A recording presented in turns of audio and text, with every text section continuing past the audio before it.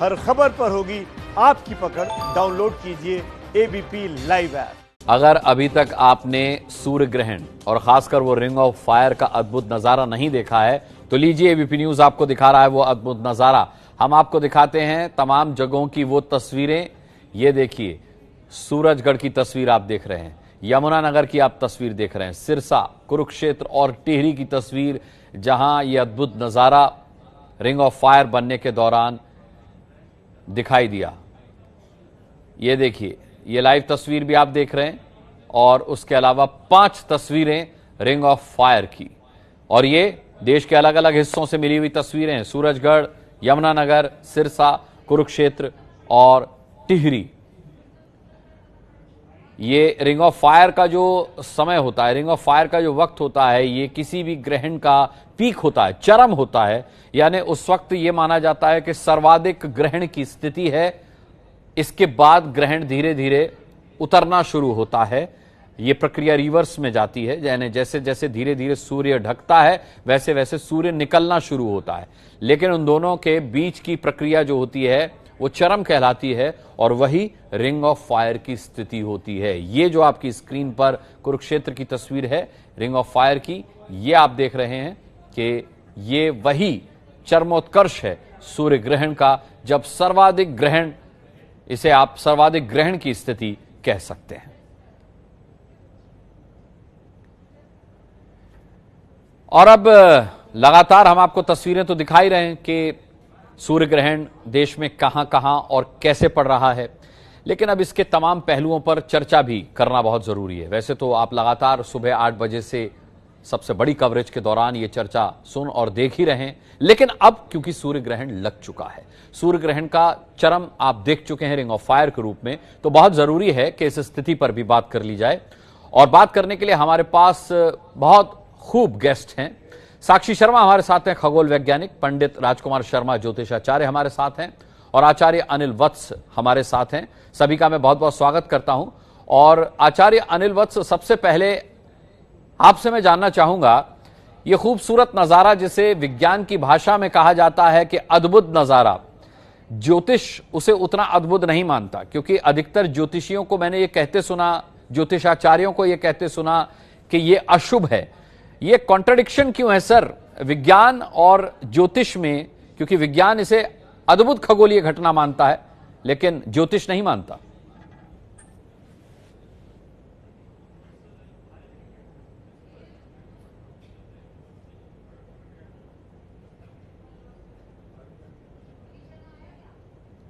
अनिल जी, आपको मेरी आवाज मिल रही है?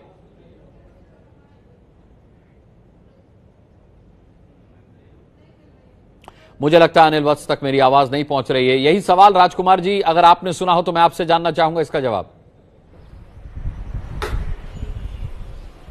देखिए, 2 बातें समझ के लेनी बहुत जरूरी है कि ये अद्भुत नजारा खगोल के लिए है। Astrology is a mother of astronomy. Astrology से एस्ट्रोनॉमी निकली है। अद्भुत उन लोगों के लिए है जिनको इसका कम ज्ञान है। ये अशुभ है, ये कंकन ग्रहण है। कंकन कोरोना को भी बोलते हैं। It's like a bangle. आप अभी बहुत समय से बोल रहे हैं कि ये कोरोना के जैसा, बैंगल के जैसा है। इस वक्त की परिस्थिति को देखें तो ये मैं बहुत कम नकारात्मक भविष्यवाणियां करता हूं, मगर डेफिनेटली ये बहुत ही अशुभ और नकारात्मक सूर्य ग्रहण इस सदी का होगा। आपने देखा कि 26 दिसंबर 2019 को हुआ था, तो उसके बाद कोरोना शुरू हो गया। आपने देखा कि ये अभी रिसेंटली जिस तरह भूकंप की सीरीज शुरू हुई है, वो सीरीज आपने देखी। आगे आने वाले दिनों में चाइना, इंडिया, पाकिस्तान के युद्ध के वातावरण बनते हुए दिखाई देते हैं, और मौसम के ऊपर इसका बहुत ही अशुभ प्रभाव पड़ेगा। क्योंकि मौसम में अगर हम देखेंगे सुनामी के साथ में तेज, लेकिन राजकुमार जी, ये सब आपदाएं तो देश और दुनिया में आ चुकी हैं। ये सूर्य ग्रहण तो आज पड़ा है ना सर? देखिए, अभी तो शुरू हुई है सर। ये आपदाएं आ चुकी हैं। बहुत सी भविष्यवाणियां यहां तक हो चुकी थी कि कोरोना जो है वो मई के बाद खत्म हो जाएगा। ये पूरा 2020 का जो वातावरण है वो ऐसा ही है। 29 सितंबर में राहु बदलेगा, थोड़ा बहुत उसके बाद असर कम होगा। अगर हम ज्योतिषीय नजर से देखें तो ये सूर्य ग्रहण जो है, ये आपने जो घटनाएं देखी हैं वो कहां हुई हैं अभी तक? अभी चाइना और भारत का जो कॉन्फ्लिक्ट है वो बढ़ेगा। मैं राजकुमार जी आपके पास लौटूंगा। अनिल वत्स जी, राजकुमार शर्मा हमारे साथ जुड़े हुए हैं और वो कह रहे हैं कि वो बहुत कम नकारात्मक भविष्यवाणियां करते हैं, लेकिन दुर्भाग्य से सूर्य ग्रहण को लेकर के वो बहुत ज्यादा उम्मीद से नहीं है। वो कह रहे हैं कि ये बहुत अशुभ है। चाइना और इंडिया के कॉन्फ्लिक्ट को युद्ध तक ले जा रहे हैं। वो कह रहे हैं कि इतना बढ़ जाएगा कि युद्ध की स्थितियां पैदा हो जाएंगी और युद्ध हो भी सकता है। मैं आपसे जानना चाहूंगा, जिसे ज्योतिष अशुभ मानता है उसी को विज्ञान अद्भुत मानता है, आप इस पर क्या कहेंगे? क्या आप भी इसे अशुभ मान रहे हैं? दृष्टिकोण का फर्क है ये, और कुछ भी नहीं है। भारतीय ज्योतिष की ये परंपरा है कि सत्य जैसा दिखता है वैसा ही उसे कहना चाहता है। जैसे सबसे महत्वपूर्ण बात यह है कि मृगशिरा नक्षत्र में प्रवेश होने जा रहा है राहु। ध्यान से समझिएगा, आज के ग्रहण की सबसे पहले तो खूबी ये है कि 2 नक्षत्र मृगशिरा और आद्रा के अंदर इसका फलित हो रहा है। तो पहली बात तो ये है कि आद्रा नक्षत्र विषाक्त है, उसका प्रभाव तीक्ष्ण है, उसके देवता रुद्र हैं जो विनाश करते हैं। और जो मृगशिरा नक्षत्र है इसके देवता चंद्रदेव हैं जो शांति देते हैं, जो विपरीत परिस्थितियों में कैसे हम परिस्थितियों को अनुकूल करते हैं, कूटनीति की बात करते हैं, साहस की बात करते हैं, युक्ति की बात करते हैं, अर्थव्यवस्था की बात करते हैं। और दूसरी एक और खास बात है जो हम भूल रहे हैं, आज 2 योग भी पढ़ रहे हैं। एक योग का नाम है गंड और एक का नाम है वृद्धि। गंड योग के अंदर तो अग्निकांड हो जाते हैं, क्रोध हो जाता है, हिंसात्मक घटनाएं घटती हैं, अहंकार इतने चरम पर पहुंचता है। और राहु का और जब मंगल का प्रभाव मिलता है तो कूटनीति, छल, द्वेष, ये सारी विचारधाराएं पनपनी शुरू हो जाती हैं। और 2 तिथियां भी हैं आज, ये भी बड़ा महत्वपूर्ण है, प्रतिपदा और अमावस्या। अमावस्या के जो देव हैं वो हैं आपके, अमावस्या तिथि जो आती है उसके पितृदेव होते हैं, वो शांति के, वो सद्भावना के कारक होते हैं। और जो प्रतिपदा तिथि है उसके आचार्य, उसके देवता अग्निदेव होते हैं। तो यहाँ राजकुमार जी की बात बलपूर्वक यूं लेनी चाहिए कि अग्निदेव जो हैं, अब जैसे हमारे जवानों को छल से और धूर्ता के साथ चाइना के लोगों ने मारा तो भीत में आक्रोश है, क्रोध है। ये अग्निदेव और ये मंगल प्रतिशोध की भावना लेने शुरू कर देते हैं। इसलिए हमें बड़े गहराई के साथ एस्ट्रोलॉजी से इसको समझना पड़ेगा। और महत्वपूर्ण बात यह है, अब प्रवेश होने जा रहा है, क्योंकि जैसे मैंने बताया 2 नक्षत्रों का प्रभाव है। अब आर्द्रा नक्षत्र जो है उसको छोड़ देगा और मृगशिरा में प्रवेश करेगा। मृगशिरा का स्वामी चंद्रमा है, तो कूटनीति के साथ, समझदारी के साथ, साहस के साथ भारत और चीन के जो वैदेशिक नीतियां हैं उसको देखा जाएगा। आर्थिक दृष्टिकोण से उस पर मार मारी जाएगी, राजनीतिक दृष्टिकोण से दबाव डाला जाएगा। अनिल जी, ज्योतिष ये भी मानता है कि विभिन्न राशियों पर ग्रहण का अलग अलग असर होता है। मैं ये असर भी आपसे जानूंगा, लेकिन उससे पहले साक्षी शर्मा, खगोल वैज्ञानिक, बहुत देर से मुस्कुरा रही हैं। राजकुमार जी की बात सुन के भी वो मुस्कुरा रही थी, अनिल जी आपकी बात सुन के भी मुस्कुरा रही हैं। साक्षी जी, आपकी कुछ समझ में आया? दोनों महानुभावों ने क्या कुछ बोला ग्रहण को लेकर के ज्योतिष की दृष्टि से?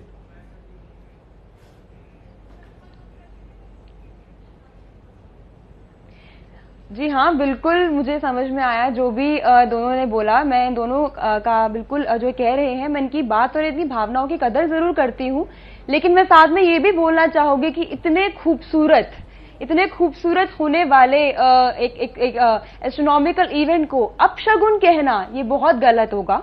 ये बिल्कुल मैं इस बात को कभी एक्सेप्ट नहीं करूंगी। मैं एक खगोल वैज्ञानिक हूँ, मैं एस्ट्रोनॉमर हूँ, मैं खुद भी इक्लिप्स ऑब्जर्व करती हूँ, मैं बच्चों को भी कराती हूँ और मैं कई सालों से कराती आई हूँ।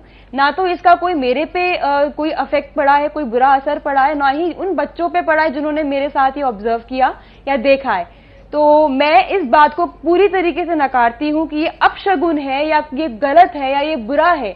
इतने खूबसूरत वैज्ञानिक की एक परिक्रमा जो एक चीज है जो होती है, ठीक है, जो अपने आप में बहुत रेयर है। और इस बार तो पर्टिकुलरली इस बार तो जो ये एनुलर इक्लिप्स हमें दिख रहा है जो आज 21 जून के दिन हुआ है, ये अपने आप में और भी ज्यादा सुंदर और भी ज्यादा मतलब बहुत ही अच्छा है, क्योंकि इस बार जो रिंग ऑफ फायर है, ठीक है, जो दिल्ली से तो नहीं दिख रही है, लेकिन जो रिंग ऑफ फायर जहां से दिख रही है, सिरसा से, चाहे टेहरी से, वो चाहे सूरतगढ़ से या कुरुक्षेत्र से, वहां सब से वो इतनी पतली है, वो इतनी बारीक है कि इसीलिए वो अपने आप में और भी ज्यादा खूबसूरत हो जाती है। और ये इस वजह से हो रहा है क्योंकि इस बार जो हमारा जो चंद्रमा है, ठीक है, जो सूर्य के आगे आता है, उसका और जो सूर्य का जो बीच का डिस्टेंस है वो थोड़ा सा कम है, मतलब थोड़ा सा कम है, जिसकी वजह से वो उसे पूरा नहीं ढकता है, लेकिन एक बहुत ही पतली सी, एक बहुत ही थिन रिंग उसके सामने दिखती है, उसके पीछे बनाती है। इसीलिए इसको डीपेस्ट इक्लिप्स भी कहा जा रहा है। और ये बहुत ही महत्वपूर्ण है, जैसे कि बाकी पैनलिस्ट ने बोला है कि बहुत ही अपशगुन है, इसकी वजह से कोरोना शुरू हुआ। तो ऐसा तो बिल्कुल भी नहीं है, क्योंकि इससे पहले भी बहुत बार इक्लिप्स हुए हैं और इससे पहले भी आज का दिन बहुत अच्छा है क्योंकि आज सॉल्स्टाइस भी है, आज सबसे लंबा दिन है नॉर्दर्न हेमिस्फीयर में रहने वाले लोगों के लिए, और आज के दिन इक्लिप्स भी है। तो ऐसा पहले अगर आज से पहले अगर बात की जाए तो वो 1982 में हुआ था जब एशियन गेम्स हुई थी इंडिया में। तो ऐसा कोई नहीं है कि ये बहुत ही अपशगुन है या इसके कोई बहुत ही अपशगुन या ऐसी कुछ चीजें होती हैं। इक्लिप्स पहले भी होते आए हैं, इक्लिप्स आज के बाद भी होते आएंगे। कभी भी किसी भी इक्लिप्स की वजह से ना तो कोई कोरोना कभी किसी दुनिया में कहीं हुआ है, और ये दो चीजों का एक साथ लिंक करना ये अपने आप में बहुत ही गलत है, ये मैं बोलना चाहूंगी। जी बिल्कुल। और इसीलिए साक्षी मुझे लग रहा है कि आपने इयररिंग्स जो पहने हैं वो रिंग ऑफ फायर जैसे इसीलिए पहने क्यों आप मानती हैं कि एक बहुत खूबसूरत खगोलीय घटना है। राजकुमार शर्मा इस पर कुछ कहना चाह रहे हैं। राजकुमार जी बोलिए। जी जी जी बिल्कुल। देखिए, मैं साक्षी जी की विद्या और विज्ञान को आदर करता हूं, मगर एक बात पक्की है कि सूर्य विश्व की आत्मा है। एक बात ध्यान से सुनिए, जपा कुसुम सौकाशम काश्यपे महाद्युतिम तमोवरी सर्व पाप गणम तम सूर्यम प्रणमाम्यहम्। जिस सूर्य की एक किरण से पूरे ब्रह्मांड में प्रकाश फैल जाता है, उस सूर्य के ऊपर ग्रहण लगना डेफिनेटली विश्व की आत्मा के लिए उत्तम नहीं है। वैश्विक महामारी के साथ में 26 दिसंबर को ये ग्रहण शुरू हुआ, उसके बाद ये हुआ। पहली दो राजकुमार जी, आप ये बोल रही है ना कि घटना को आप कैसे टाल सकते हैं? क्लिप्स हुए। चलिए सूरजगढ़ चलते हैं जहां से हमारे संवाददाता मनीष शर्मा मौजूद हैं, और आपको कुरुक्षेत्र ले चलते हैं जहां से अंकित गुप्ता हमारे साथ मौजूद हैं। और यहां हम देख सकते हैं कि अंकित इस खूबसूरत खगोलीय घटना को देख रहे हैं। अंकित, इस वक्त कुरुक्षेत्र के आसमान में क्या देख रहे हैं आप? रिंग ऑफ फायर तो बन चुका। अनुराग, बिल्कुल अनुराग, लेकिन यकीन मानिए ये एक ऐसा दृश्य है जो एक एक पल उसका महत्वपूर्ण है। इस वक्त पहले अगर मैं आपको बताऊं कि इस समय दिख क्या रहा है यहाँ पर, इस वक्त मेरे को दिख रहा है, अगर हम जो एक पूर्णमासी का जो चांद होता है तो 9वें और 10वें दिन का जो चांद होता है, कुछ उस तरीके से सूर्य इस वक्त नजर आ रहा है। तो इस वजह से यकीन मानिए रिंग ऑफ फायर तो मैंने देखा, लेकिन अब उसके बाद में जैसे जैसे करके ये खुलता जा रहा है वो भी अपने आप में बहुत दिलचस्प है। और इसी वजह से एक एक पल काफी महत्वपूर्ण हो जाता है, क्योंकि ये अद्भुत खगोलीय घटना है और इसी वजह से कुरुक्षेत्र की अपनी महत्ता है। जैसा कि अभी पहले भी जब हम बात कर रहे थे, यही बात कर रहे थे कि यहाँ पर महाभारत काल का भी जिक्र होता है। महाभारत यहीं पर हुई थी, यहीं पर जो कहा गया है कि उस दौरान भी जो है सूर्य ग्रहण हुआ था और श्री कृष्ण ने इसी ब्रह्म सरोवर में स्नान किया था। लेकिन अगर हम आज की बात करते हैं तो पूर्ण सूर्य ग्रहण है वो हो चुका है, रिंग ऑफ फायर बन चुका। उसके बाद क्या तस्वीर है देख सकते हैं। अभी लोग, ये वो लोग हैं जो काफी सारे लोग इसमें से जब ग्रहण शुरू हुआ था तब से पानी में हैं, और अब जबकि ग्रहण पूरा हो जाएगा उसके बाद में जल से निकलेंगे। तो बहुत सारे ऐसे लोग जो कि अब जो यहाँ पर पहुंच रहे हैं, क्योंकि ग्रहण पूरा होने को है, लिहाजा यहाँ पर स्नान करेंगे। मंत्रोच्चारण भी चल रहा है। तो एक तरफ यहाँ टेलीस्कोप भी लगी है, प्रोजेक्टर भी लगा है, और कोशिश यही है कि धर्म और विज्ञान दोनों का जिक्र यहाँ पर अगर किया जाए तो कहना गलत नहीं होगा। और इस वक्त भी यकीन मानिए बहुत अद्भुत नजारा खगोलीय घटना का। ठीक है, कुरुक्षेत्र से अंकित ने हमें यह अद्भुत खगोलीय घटना दिखाई। मनीष शर्मा के पास हम सीधे रुख करेंगे। मनीष, लाजवाब तस्वीर आई थी जो आपने भेजी थी रिंग ऑफ फायर की। अगर देश में कहीं सबसे खूबसूरत रिंग ऑफ फायर दिखा है तो सूरजगढ़ उनमें से एक है। जी बिल्कुल अनुराग, क्योंकि राजस्थान के सिर्फ 2 हिस्से ऐसे थे जहां पर यह अद्भुत खगोलीय नजारा देखने को मिला और हम उस जगह के साक्षी बने। मैं इस वक्त भी उसी जगह खड़ा हूं। यहां देख सकते हैं तमाम वैज्ञानिक अपना काम कर रहे हैं। स्नेह केसरी है मेरे साथ, जिन्होंने इस पूरी घटना को होते हुए देखा। स्नेह, बताएं आज का सूर्य ग्रहण बाकी ग्रहण से अलग कैसे था, खासतौर पर सूरजगढ़ में? आज का ग्रहण जो है वो बहुत ही अमेजिंग था, बहुत ही अच्छा तजुर्बा रहा हमारा। एनुलर एक्लिप्स में जनरली इतना अंधेरा सा नहीं हो जाता है, जो शैडो में हम थे मून के, जिसकी वजह से आसपास के वातावरण में रोशनी काफी कम हो गई थी। ये एक अद्भुत नजारा था जो उम्मीद नहीं किया था, आज से पहले कभी किसी एनुलर एक्लिप्स में देखा भी नहीं था। जी, इसने मुझे बताया अभी इस वक्त की स्थिति क्या है? अब जबकि वो जो रिंग ऑफ फायर था वो खत्म हो चुका है, लेकिन ग्रहण जारी है। जी, रिंग ऑफ फायर जो है वो मैक्सिमम इक्लिप्स के टाइम पे होता है, यानी कि इक्लिप्स एक तरफ से स्टार्ट होता है और जब वो बीचों बीच होता है तो वो रिंग ऑफ फायर बनता है। उसके बाद जब वो दूसरी तरफ जाएगा, जब ग्रहण खत्म होगा, तो जो हमने स्थिति रिंग ऑफ फायर बनने से पहले देखी थी, जैसे धीरे धीरे चांद सूरज को खाता जा रहा था, कम होता जा रहा था सूरज, अब वैसे ही धीरे धीरे जो है सूरज चंद्रमा के पीछे से निकलता जाएगा और सूरज का जो साइज हमें दिख रहा है वो बढ़ता जाएगा और 1:40 पे चंद्रमा जो है वो सूरज के सामने से बिल्कुल हट जाएगा और हमें पूरा सूरज दिखने लगेगा। जी अनुराग, तो जैसा स्नेह केसरी हमें बता रहे हैं 1:40 पे चंद्रमा रास्ता छोड़ देगा और पूरा सूरज दिखने लगेगा, पूरा सूरज दिखने लगेगा। मनीष, बहुत अच्छी जानकारी आपने इन खगोल शास्त्री के जरिए से हम तक पहुंचाई।